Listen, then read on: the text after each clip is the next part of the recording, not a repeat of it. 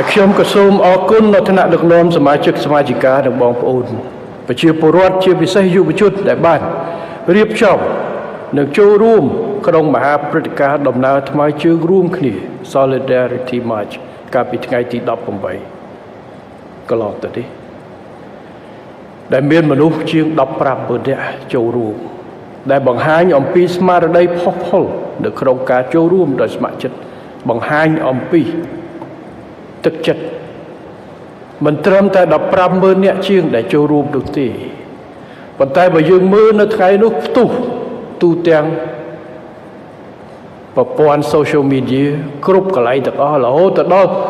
បរទេសកាសែតបរទេសរួមទាំងកាសែតថៃក៏បង្ហាញហើយស្មារតីនៃការបញ្ចេញមកគ្រប់គ្រងរបស់ប្រជាជាតិមួយមិនថាក្នុងនិងក្រៅប្រទេសមិនថានានាការមិនថាសាសនាណានេះគឺបង្ហាញអំពីការមូលមតិគ្នា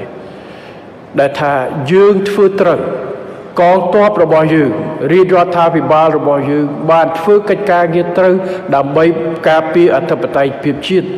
យើងមិនទៅបំពានអ្នកណាប៉ុន្តែយើងត្រៀមលក្ខណៈនិងចាត់វិធានការគ្រប់បែបយ៉ាងដើម្បីការពារអធិបតេយ្យភាពនិងកិត្តិយសជាតិរបស់យើង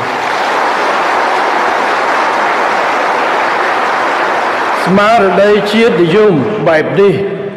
ស្នេហាជាតិបែបនេះគឺជាស្មារតីដែលត្រឹមត្រូវដែលថាស្រឡាញ់ជាតិពិតប្រាកដព្រោះអ្នកស្នេហាជាតិមានច្រើនទម្រង់មានច្រើនជ្រុង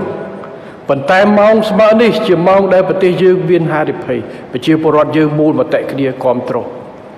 នេះគឺជាការពារជាតិពិតប្រាកដស្មារតីរួមគ្នានេះហើយដែលធ្វើឲ្យយើងខ្លាំងប្រទេសយើងតូចជាងប្រទេសមួយទៀតសេដ្ឋកិច្ចយើងមិនទាន់ខ្លាំងដូចគេទទួលស្គាល់ប៉ុន្តែអ្វីដែលខ្លាំងគឺការមូលមតិឯកភាពជាតិរបស់យើងនេះគឺជាចំណុចខ្លាំងរបស់កម្ពុជាដែលយើងត្រូវធ្វើពេលនេះ